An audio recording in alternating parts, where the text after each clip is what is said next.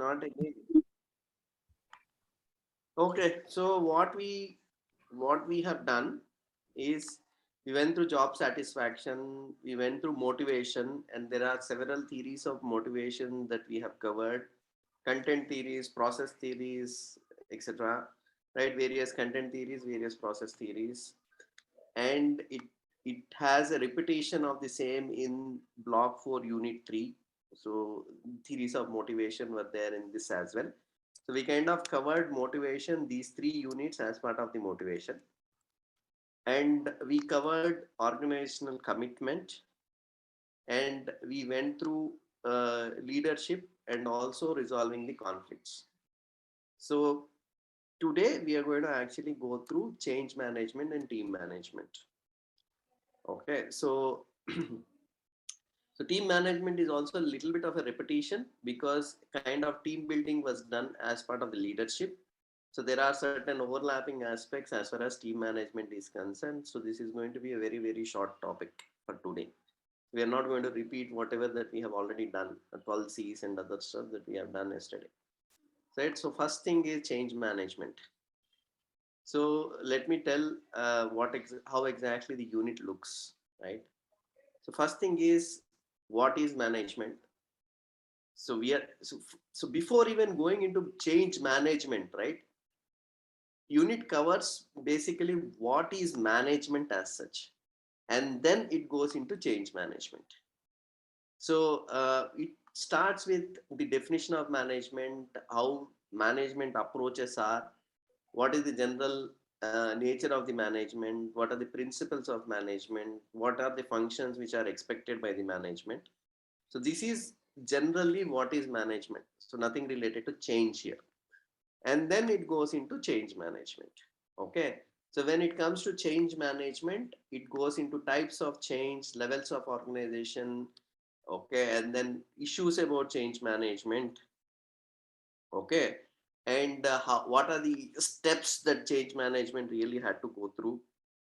Okay. And how you need to actually take the consent to, what is the importance of taking the consent as far as change is concerned, and what are the facts that you need to remember while you are actually executing the change, and the basic principles of the change management, etc.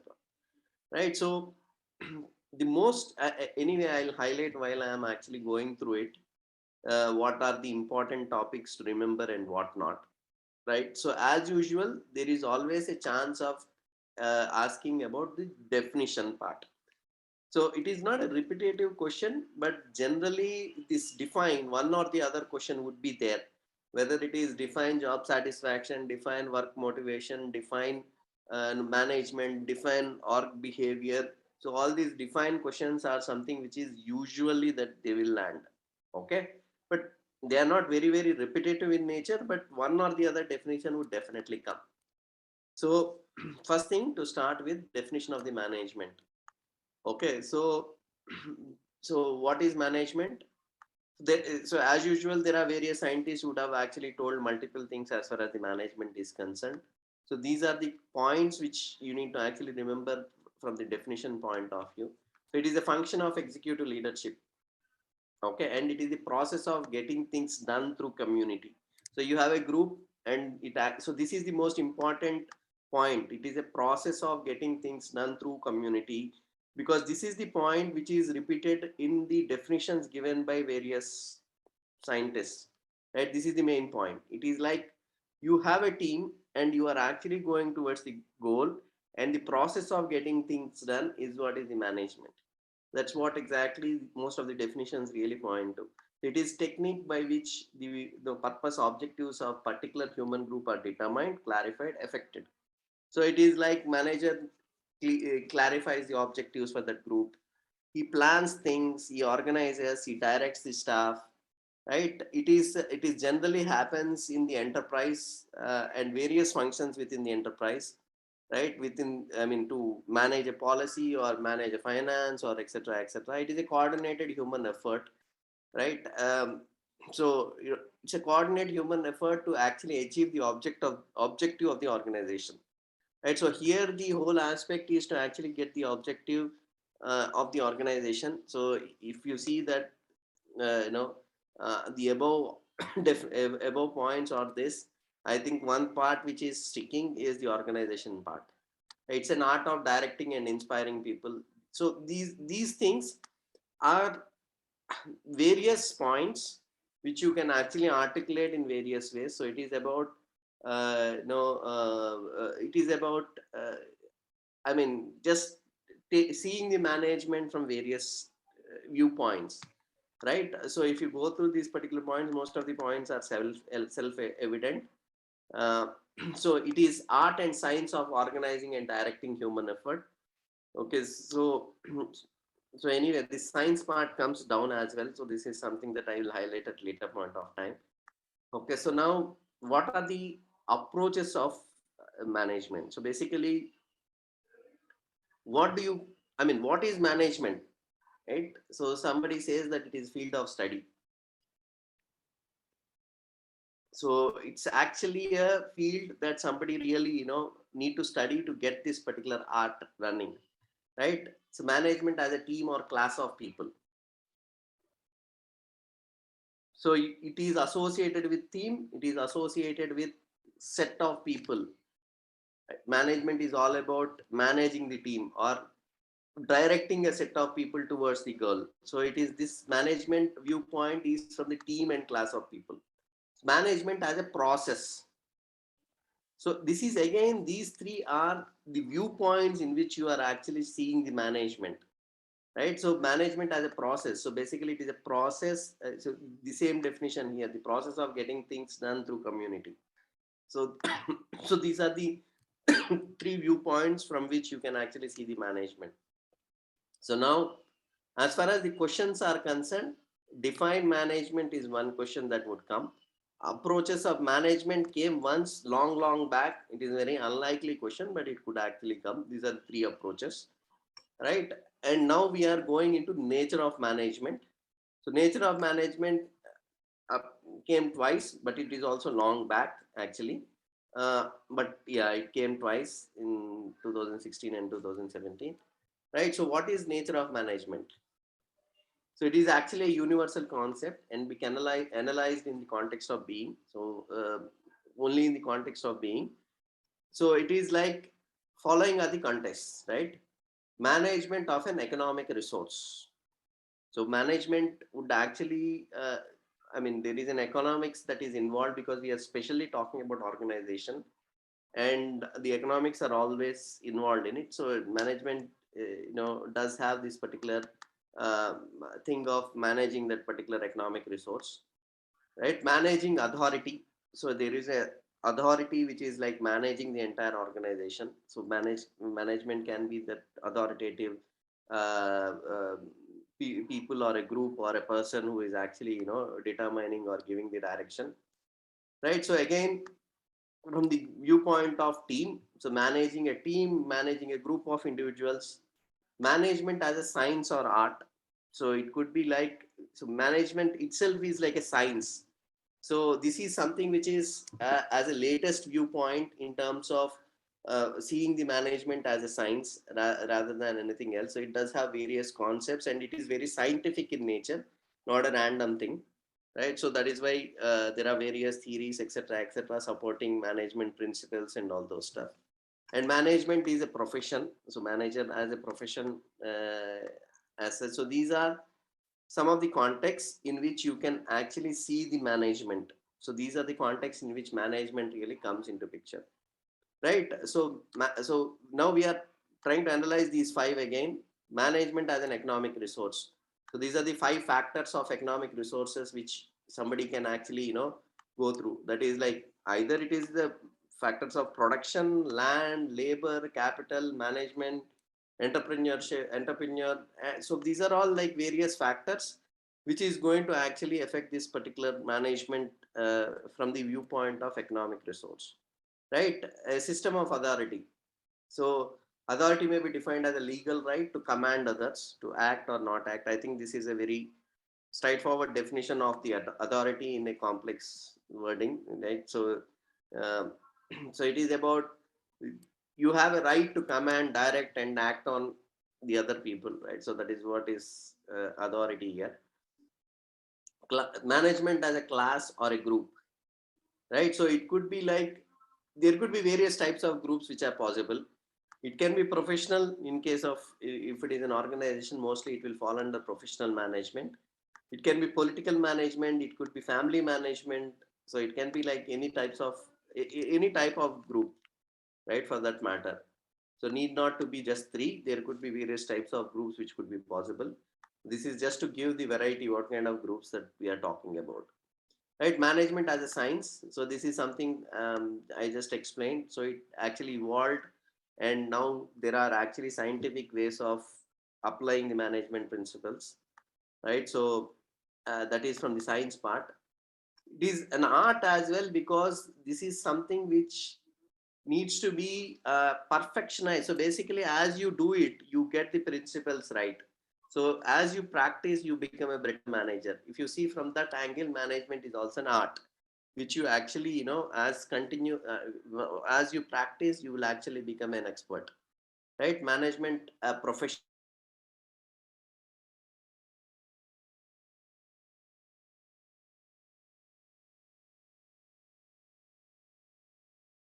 So basically, this is how the management could be looked at. So now we are going into management principles. Okay, so hello. So management as a principle, right? So principles, um, basically these are four principles which it actually adheres. So this is also something which is like very straightforward if you read through, right? So first, so so this is like fundamental truths as far as this particular management is concerned, right? So so to increase efficiency, basically management, why management is required? To increase efficiency, right? So it is like, what do you say, you require a change, a continuous change within the organization, which requires, what do you say, as management, you need to actually manage it, right? So what exactly required is, in order to actually, um, I mean, it's not just about change, it is about production as well, where the main objective here is to increase the efficiency part of it, to manage the change, right? To carry on research, to attain that social objectives. So, and to crystallize the nature of management. So basically, this is like you are trying to concretize the way that the organization needs to manage. Even that is like a management here. So that is exactly what this point is, to crystallize nature of management within the organization, right? So these are the principles of the management. Okay, so it's rather five principles. Change management is different from the increased efficiency, even though it is mentioned here as the same line. I think it's the next line. So five principles are there. It is to increase efficiency, to manage change, to crystallize the nature of the management, to carry on research, and to attain social objectives. Right. So these are the five principles. So now, what are the management functions? Planning, organizing, staffing, directing people, coordinating with the people, controlling the people. These are the management functions. Okay, I think this is the easiest question that could actually come, where, what are the functions of management? Asked twice, asked last year as well for 3 marks. Okay, so I don't think we require any explanation as far as these functions are concerned. We know what is planning, we know what is organizing things. Staffing is also something which is very, very evident. Directing, you're actually, taking your team towards a goal. So hence you need to direct what they need to actually do. Coordinating, so you might have to actually talk to various people to make things happen. You need to control people to make things happen, right? So basically, control people, control situation as well. So these are all various management functions. So this is about management. Okay, so definition of management, approaches of management, nature of management, management principles, management functions. Okay, so not very important topic, but still I think one or the other question is coming in terms of what is the definition of management, what is the nature of management, etc., etc. So there is not much of a repetition if you see on these questions, but the things are pretty much like, yeah, asked in one or the other year. Okay, so a medium kind of a what do you say, importance. Now going into change management. Okay, so what we are actually going through, I mean, change management does have multiple things, multiple aspects of change management that we are going to do. One is it starts with the definition of change management, then it goes into types of change management, and we will read through issues related to change management. And while we are going through issues, we will also talk about principles and what are the steps to make sure that the change really becomes successful. And we are going to talk about few facts and principles related to change. Um, so while we go through, we'll talk about what are the important questions that are going to come. Right. So change management, it's actually a structured approach to transitioning individuals, teams, as well as organization from current state to desired future state.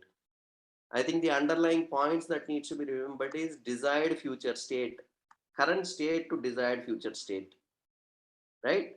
It is a structured approach to transition individuals or teams as well as even organizations, right? So that is what is the change management definition is. So now coming to types of organizational change. So there are various types of organizational change that could happen: strategic change, technology change, structural change of attitude or behavior of people, right? So rather, the last one is cultural change, is how I would actually summarize it. So strategic change. Now, you as a company, you might have to actually change the strategy, business plan, or whatever it is. Those are the changes that we are talking about.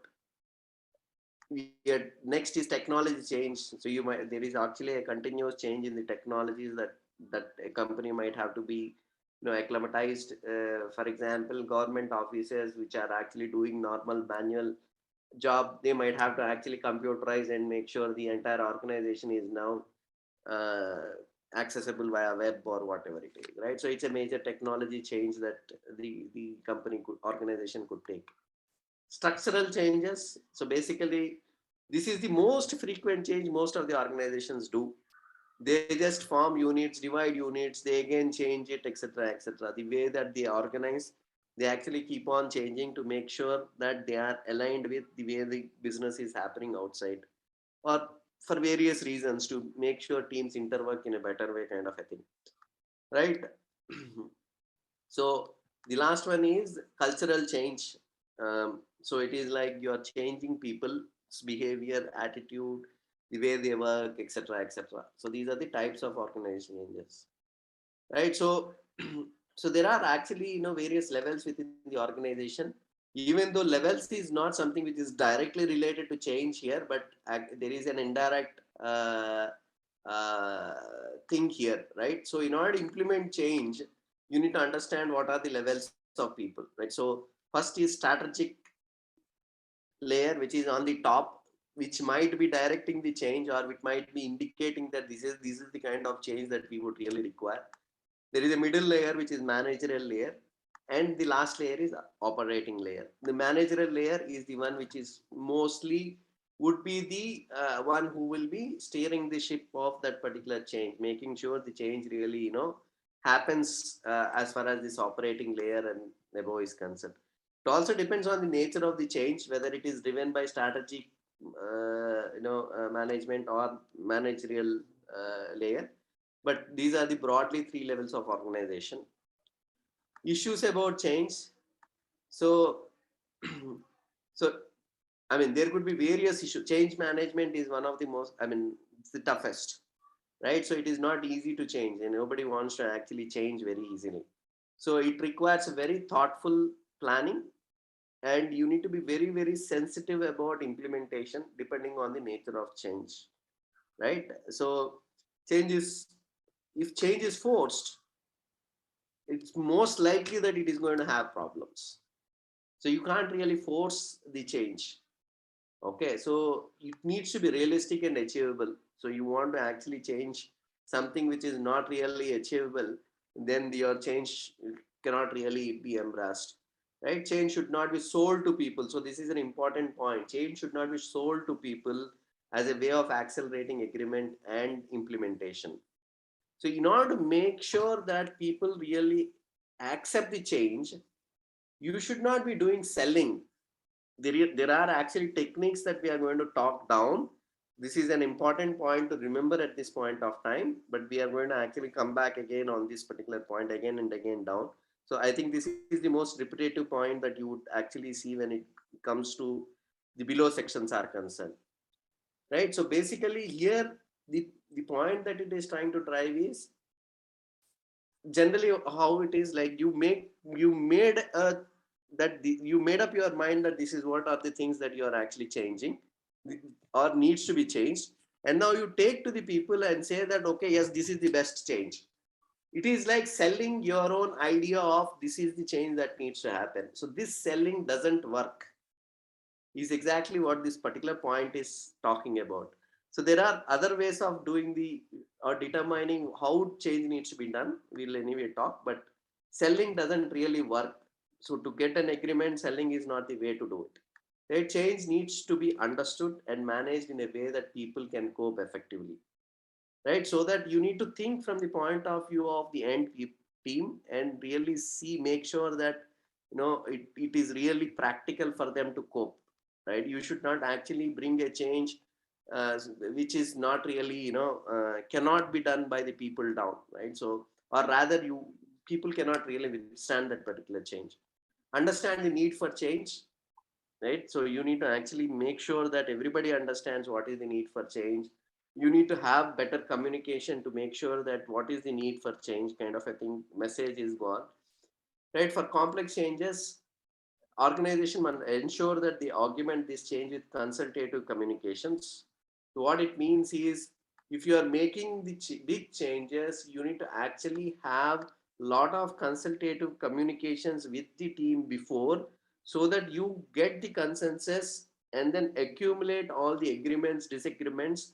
Based on that, you actually determine how you need to actually execute this complex change. So complex change cannot be like very rapid in nature. So you need to actually have that consultative communication. Okay, you must use workshops to achieve understanding. So how you can actually get this consultation? It can be workshops, involvement, plans, measurable aims. All these things are very important, right? Organizations should apply these principles to to very tough change. I mean, so basically, especially if there is a change like you are trying to make certain people redundant, right? So that is a very very tough change, because people would not accept saying that you are useless, right? Making people redundant is like organization declaring that you are useless, you are no more required, right? So it is not an easy change. So it has to actually apply all the above principles to make sure this kind of a change is taken care, right? So hiding behind memos or middle managers will make things matters worse. So you should not, we talked about these levels, right? So in certain changes, you should, the strategic team, which is trying to push this complex change, should be vocal about it, and they should come to the front foot. They should not actually play the game with the managerial layer down.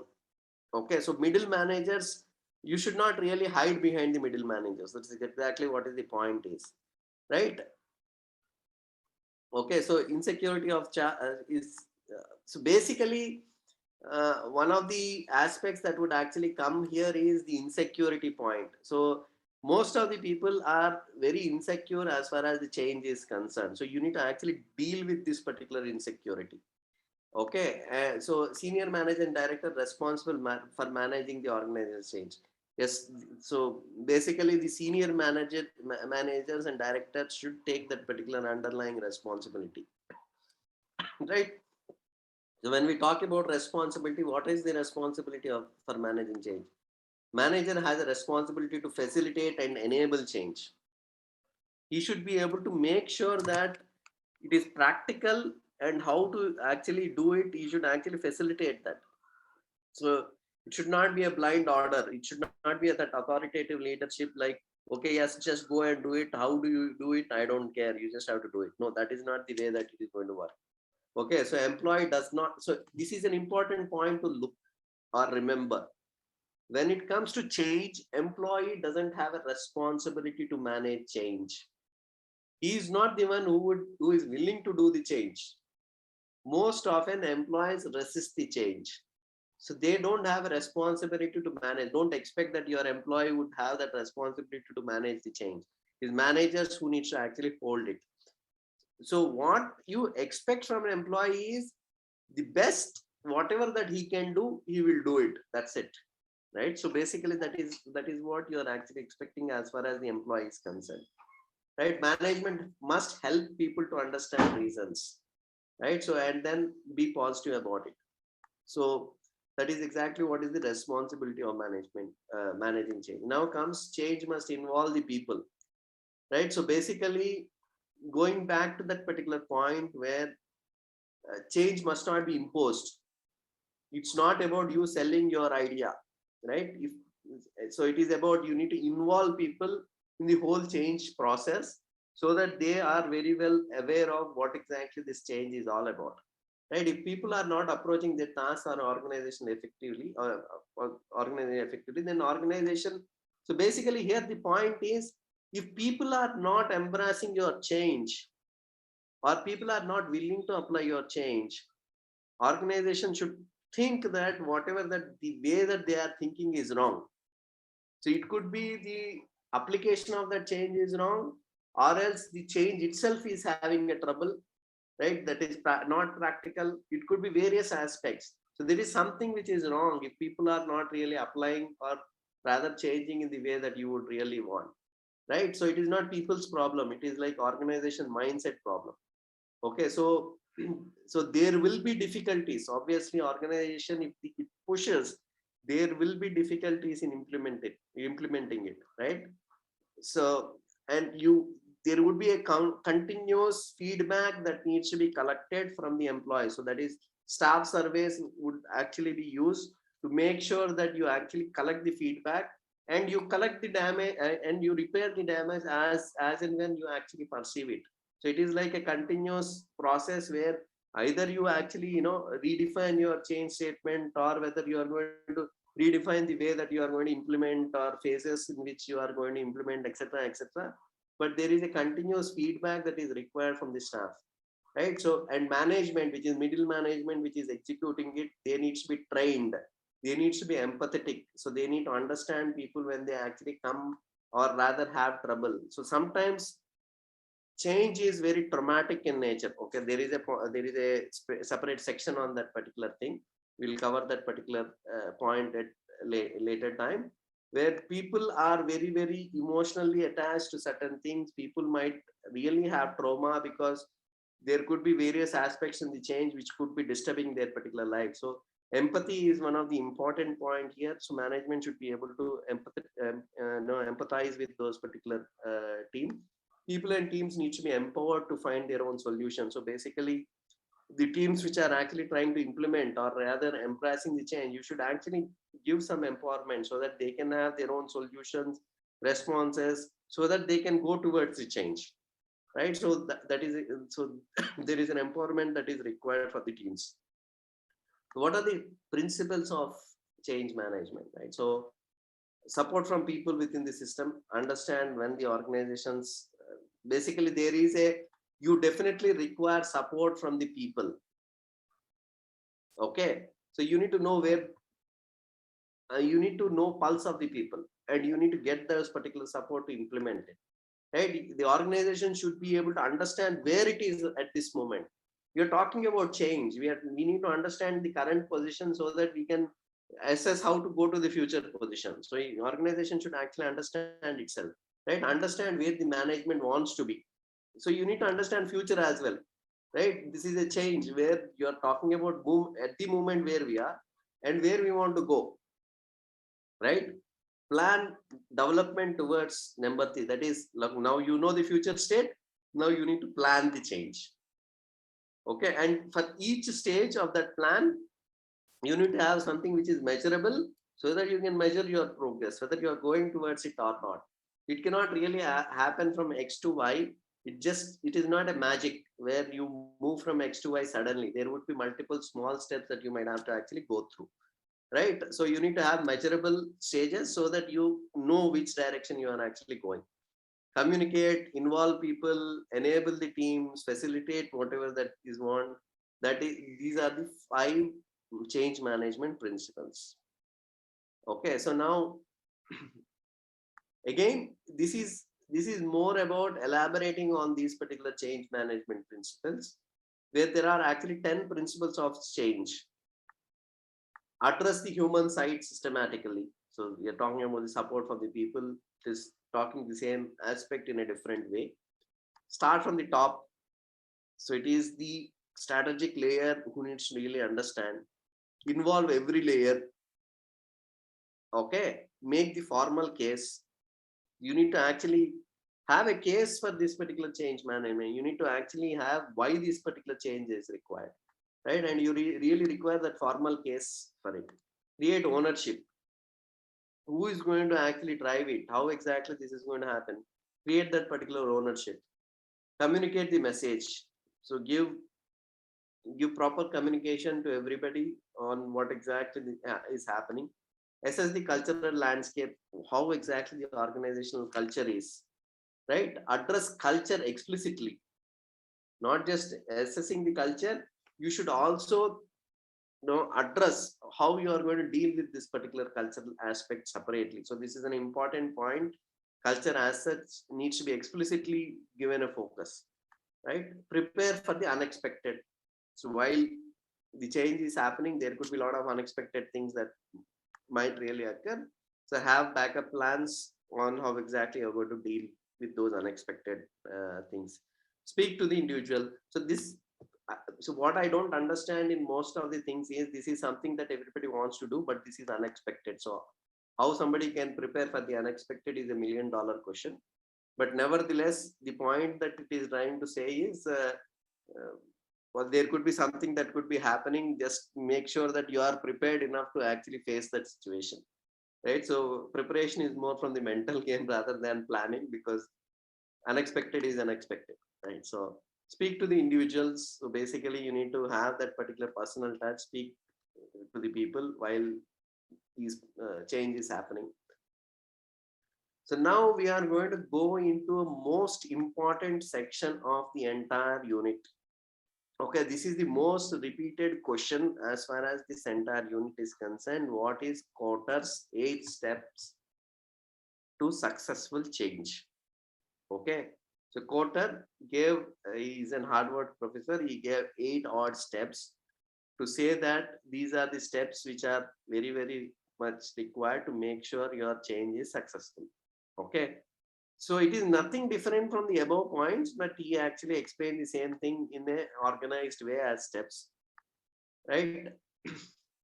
First, increase urgency. So what this statement is saying is, make sure you know why exactly this change is required. I mean, it's not like chumma I am actually now vacant, I don't have any job, let's actually change from X to Y. You need to have that objective, right? And there is an urgency to that change. Unless and until that changing is very, very important, you should not really going towards it. So you need to actually know that, right? So that is what create urgency means.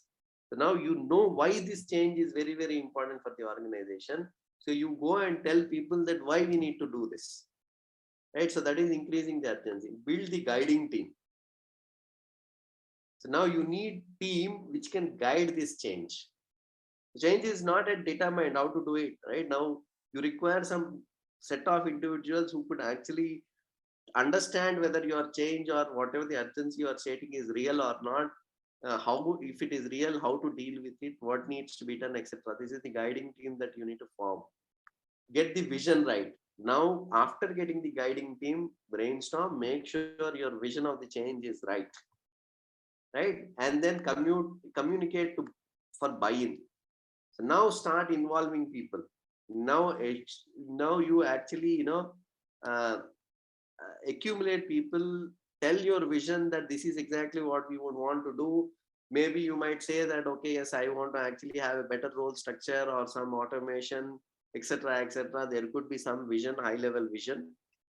High level vision doesn't really have detailed how you are going to implement. Even before going into how you are implement, this vision needs to be communicated to people, right? So so it is not just about sending a mail and then forgetting it. So you need to have that personal communication. That is what this declutter communication is talking about. Basically, it should use the technologies to have a better communication, but don't really, just use technology and forget the, what exactly the outcome of it, right? So basically, so now fifth point is empower action. So now you have teams, you have communicated, now you are going to actionize your change. So now you need to empower certain individuals so that you can start actionizing on it, right? Maybe a team which could actually say that, empower team to actually tell detailed steps, how it is going to flow down, etc., etc. This is like creating an action plan and making sure the individuals are empowered enough to actually dictate those particular actions. Right now, create short-term wins. So this is the step. This is like change cannot be rapid, as we talked about earlier. So basically, there needs to be multiple short steps, and also you need to actually have measurement related to it. Create those short-term wins. Okay, don't let up. Right. So change is very difficult to happen. So make sure it is persistent. Okay, and it is encouraged so that people are really on to that change. So sometimes this change could take years together. So don't really slip by letting it, right. So make sure that it is persistent, encouraged, and the change is like continuous there. Right? Make change stick. So when the change is being embraced, make sure that the change is, whoever is accelerating this change or embracing the change, reward them so that it really, the change really sticks here. So these are the Porter's 8 steps to successful change, and this is the most important part as far as this unit is concerned. Okay, now going into some of the aspects which are not so important, like organizational change and training and learning. Okay, so basically, I'll tell in a very short thing. What this says is, make sure your training is training the behavior rather. So training is more concentrating on changing the cultural aspect rather than just skills. The most important part for anyone, any organization, is training the people to be having that value system or having that particular behavioral aspects right. So once those things are right, automatically that positivity would actually be converted into skills and other aspects. So that's exactly what these two paras are saying, right? So there are internal points, but I'm not going through them because not so important thing, never asked. Now we are going into consent to change. Okay, so why there is a, so I think consent is also one of the ones it was asked, I guess. Yeah, delineate important factors involved in consent. It was asked in 2020 for 4 marks. Consent to change. There are 3 facts. It is very simple, easy. Fact 1: people will never align with bad aims. Important point. So if your organization is trying to have a bad intention to make that change, people will never align.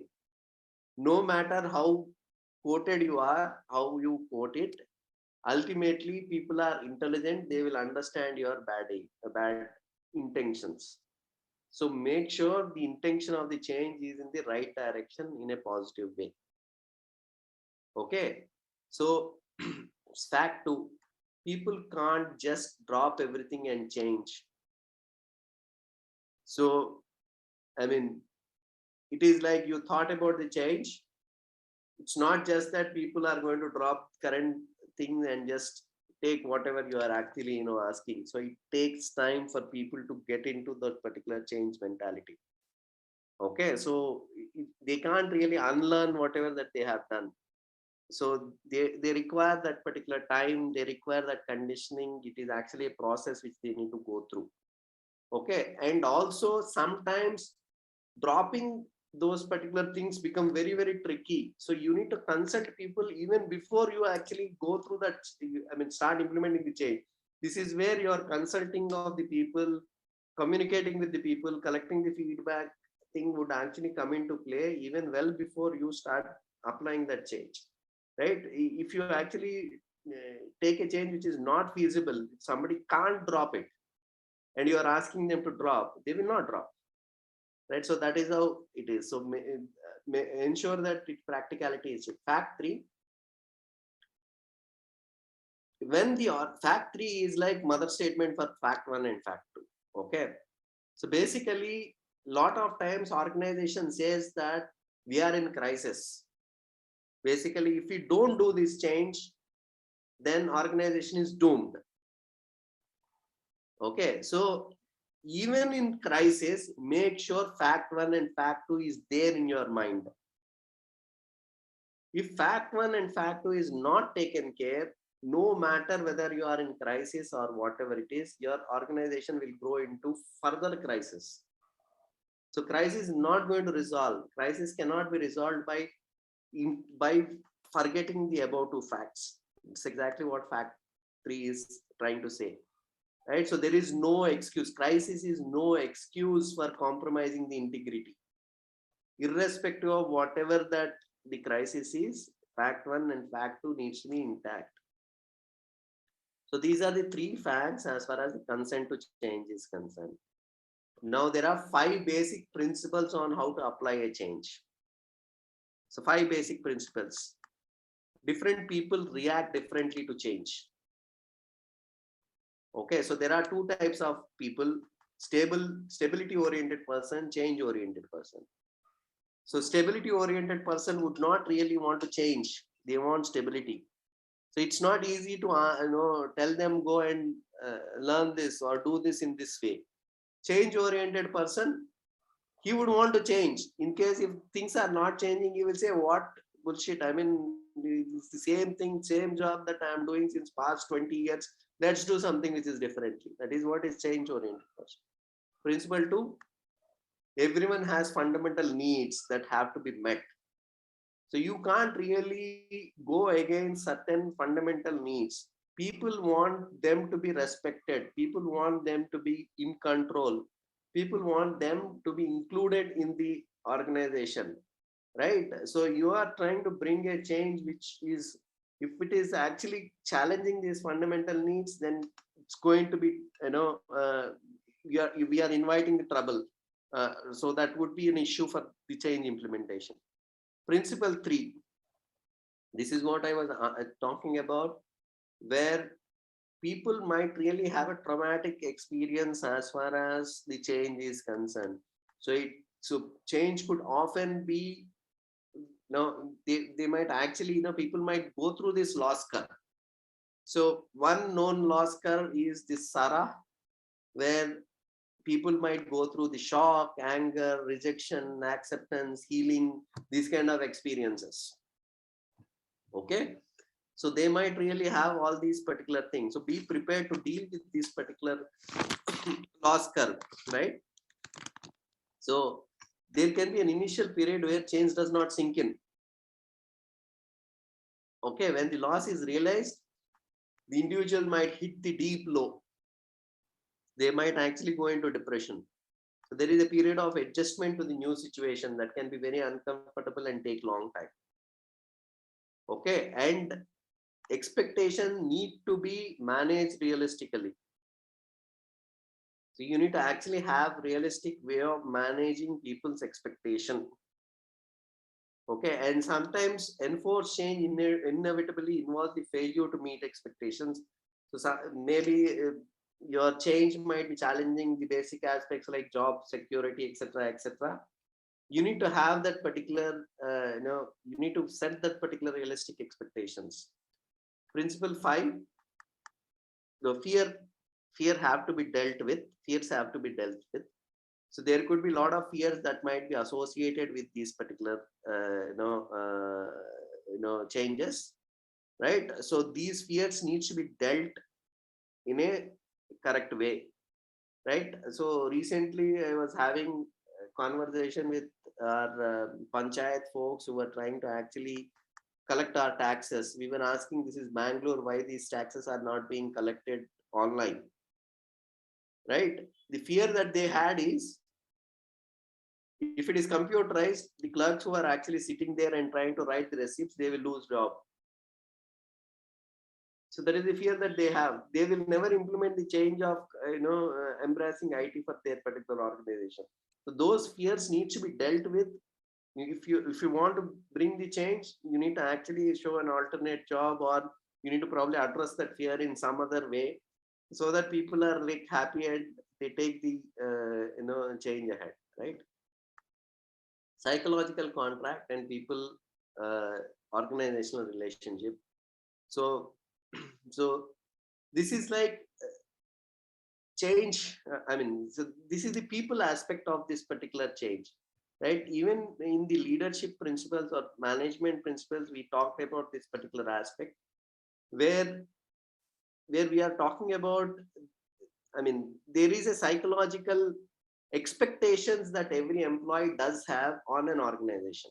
It might not be written in the in your contract, but there are expectations which are inbuilt. For example, you expect your working condition to be safe, right? Nobody will actually write in the contract that I will provide you safe working condition, but you expect it. You expect job security, you expect that it would be a satisfying job for you, right? You will get the respect, you will have the opportunity for personal development.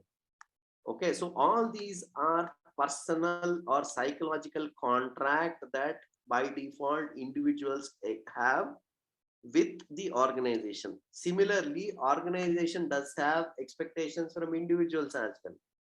Okay, so these are unwritten rules, but there is expectation, commitment, performance, alignment to goals, regard to the policies. They will expect you to respect the policies, values, rules, etc., etc. These are some of the expectations from the org point of view. Okay, so that is what is the psychological contract. So this I think psychological contract came twice in the exam. So this is nothing but the expectation from an employee, unwritten expectation from the employee to the org and org to the employee. Okay, the people organizational relationship. So basically, what it says is organization is lot more human, not just about production. Okay, so basically the foundation of this production rate is there in how you deal with the human relationship. So there is something called as a Hawthorne effort, which was actually talked about how exactly production rate would be affected if the relationships are not proper. If you remember in earlier class as well, there was an example where I forgot the name of the scientist, but who actually experimented on motivation. There is a motivation theory, one of the motivation theory, human resource motivation theory or something like that, where the scientists really experimented on a factory setup where uh, he downgraded the facilities. Basically, downgraded the lighting, he downgraded the the overall infrastructure, and expected that employees' productivity would actually decrease. But employee productivity did not decrease; it remained the same. And what he found out is it is the relationship with their supervisor which is actually dictating the way the employees are getting motivated, right? So this is just explaining the same aspect. So basically, people are the center, and there could be I mean, obviously, the way that you handle the relationship might vary depending on the sector. In public sector, there is a different way that you would deal. In private sector, it is dealt in a different way, right? But nevertheless, people are the central part, is what this particular section is talking about. Okay. Organizational commitment. In the organizational commitment or motivation, I don't remember. So I think it is in motivation, if I am not wrong. Okay, so anyway, I'll just try to. So that is about this particular unit. Okay, so